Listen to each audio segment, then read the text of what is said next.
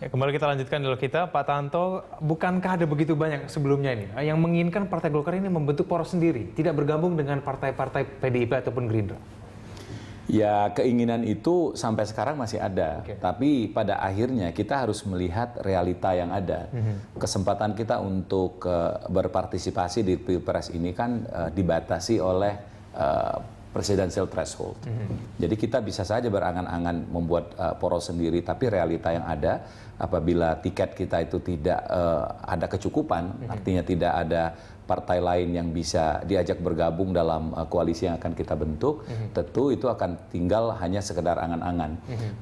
Kita sekarang ini sudah harus melihat realita bahwa kalau kita ingin membuat poros sendiri dan tetap mendorong ARB sebagai calon presiden, kemungkinan bagi partai-partai lain untuk bergabung dalam koalisi kita itu bukan tidak ada, tapi kecil. Sekarang ini semua partai-partai menengah itu hanya melihat kepada poros yang mempunyai kesempatan menang yang lebih besar. Nah, ini adalah suatu realita politik yang tidak boleh kita nafikan.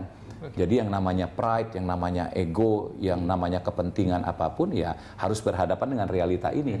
Ya kita kalau mau gagah-gagahan ya silahkan maju. Ya, dengan realita bahwa kemungkinan menangnya kecil, atau kita bergabung dalam salah satu poros yang mempunyai kemungkinan menang lebih besar, bukan dalam kerangka untuk mencari kekuasaan atau haus kekuasaan, namun adalah dalam kerangka merealisasikan janji-janji politik yang sudah kita sebar selama Pileg kemarin. Kita lihat bahwa jualan politik kita itu adalah janji, baik yang dilakukan oleh caleg maupun yang dilakukan oleh Pak ARB sebagai calon presiden. Nah, apabila kita berada dalam satu gerbong yang chance menangnya kecil, tentu kecil pula kesempatan kita untuk membayar atau melunasi hutang-hutang kita.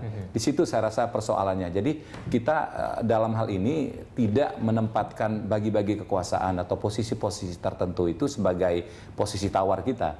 Nah, ini yang membuat komunikasi politik dengan Pak Jokowi pada hari-hari belakangan ini demikian cair dan begitu mudah menyatu, karena itu tidak menjadi sesuatu yang kita kedepankan.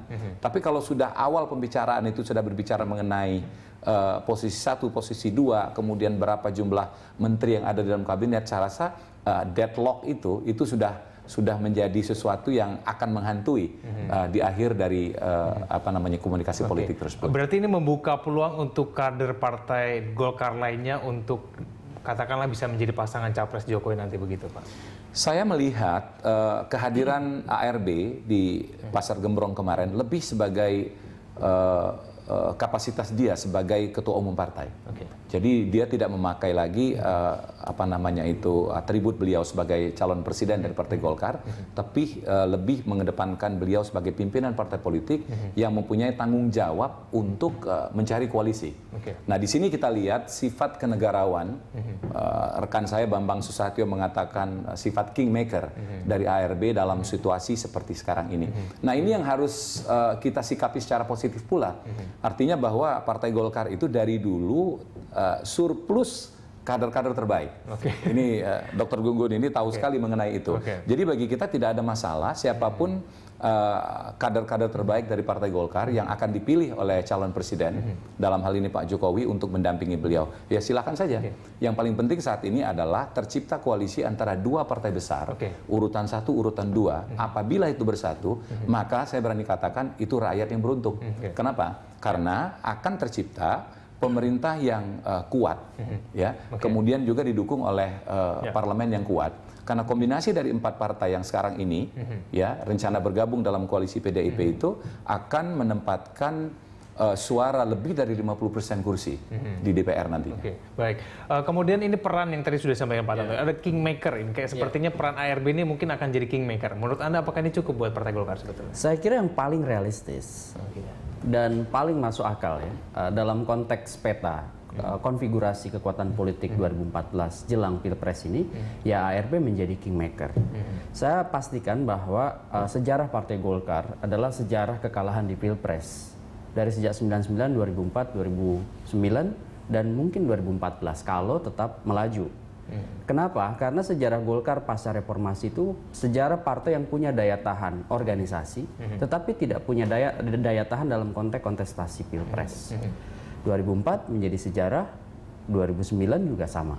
Nah, ini menunjukkan bahwa sebetulnya sumber daya manusia dalam konteks politisi yang piawai, punya pengalaman, dan kemudian afiliasi ke mesin partai itu kuat, itu menyebabkan juga proses fragmentasi kekuatan di Partai Golkar itu luar biasa. Artinya faksionalisme ya di tubuh Partai Golkar itu kita bisa lihat memang nyata adanya, sehingga agak kesulitan ketika harus memunculkan satu figur yang acceptable di internal sendiri itu untuk betul-betul melaju menjadi RI 1.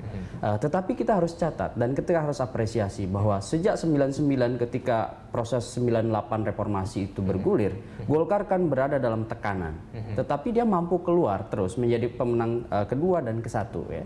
Dan ini berarti kan menjadi sinyal bahwa sebetulnya mesin partai punya daya tahan, tetapi kontestasi di internal untuk betul-betul punya kohesivitas mendukung RI 1 itu lemah. Nah, sehingga apa? ARB sekalipun atau siapapun, Pak JK sekalipun ketika menjadi ketum tidak mampu kemudian menyolidkan kemenangan untuk menuju RI 1, terutama pada saat Golkar harus kemudian keluar memfasilitasi komunikasi politik dengan calon mitra. Nah, ini dialami Pak JK kesusahannya juga dan Pak ARB sekarang. Jadi saya bilang bahwa sekarang Pak ARB yang jauh lebih realistis adalah memosisikan diri sebagai kingmaker. Karena kalau kemudian dia tetap melaju, ada dua potensi. Satu, dia bisa saja menerapkan strategi 2 tahap. Artinya di pra-pilpres dia tetap misalnya melaju menjadi kandidat, tetapi kemudian pasca pilpres dia tetap bisa masuk kekuasaan karena siapapun partai yang kemudian berkuasa besok membutuhkan dukungan Partai Golkar yang 14% itu di DPR. Nah, ini yang kedua, atau zero sum game gitu.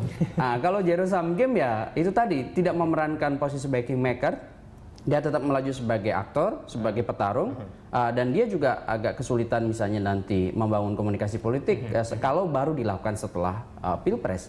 Nah, ini pilihan yang pertama saya melihat dilakukan oleh ARB. Dia ketemu dengan banyak banyak partai lain dengan harapan kalau misalnya di injury time masih ada peluang meyakinkan mitra koalisi yang lain untuk melewati presidensial threshold, dia bisa maju. Tetapi kalau tidak, dia memerankan diri sebagai kingmaker gitu. Oke, baik. Pak Tanto dan juga Pak Gun, kita lanjutkan lagi dulu kita di segmen berikutnya. Pemirsa, Jurnal Pagi akan segera kembali.